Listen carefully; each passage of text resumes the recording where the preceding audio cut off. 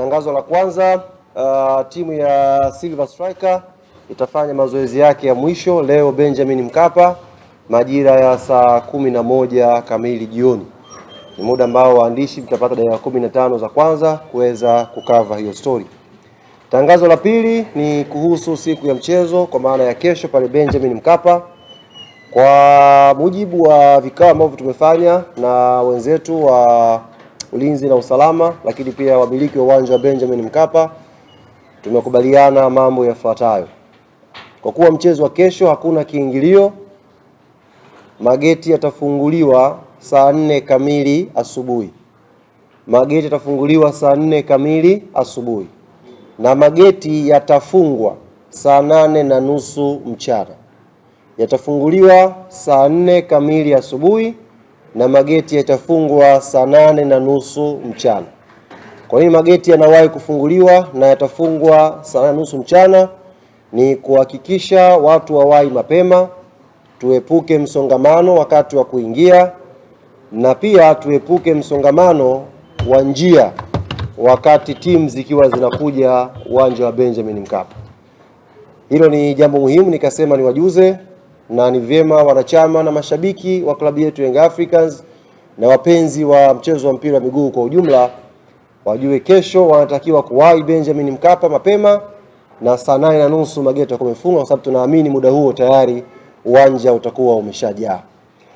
Lakini ndani, ili watu wasiboreke, kutakuwa na burudani mbalimbali. Tutakuwa na listi ya DJs ambao watakuwa watuburudisha kutusogeza paka muda wa saa 9:30 ambako taratibu za mchezo zitakuwa zinaanza sasa kuelekea saa 11 kwenye mchezo wenyewe.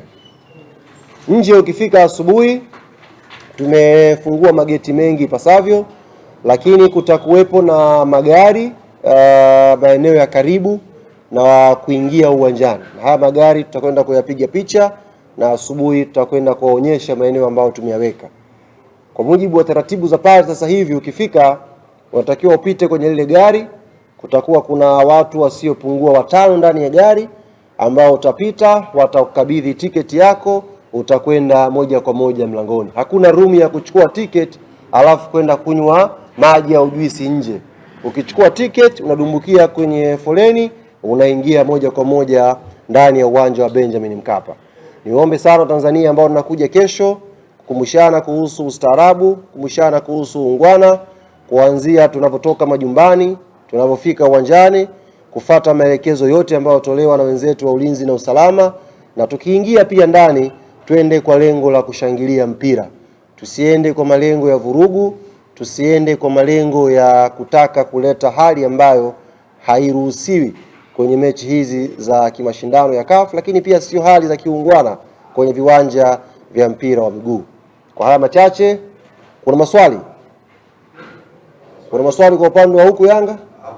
Karibu. Umesema watu waende kwa lengo la ustaarabu.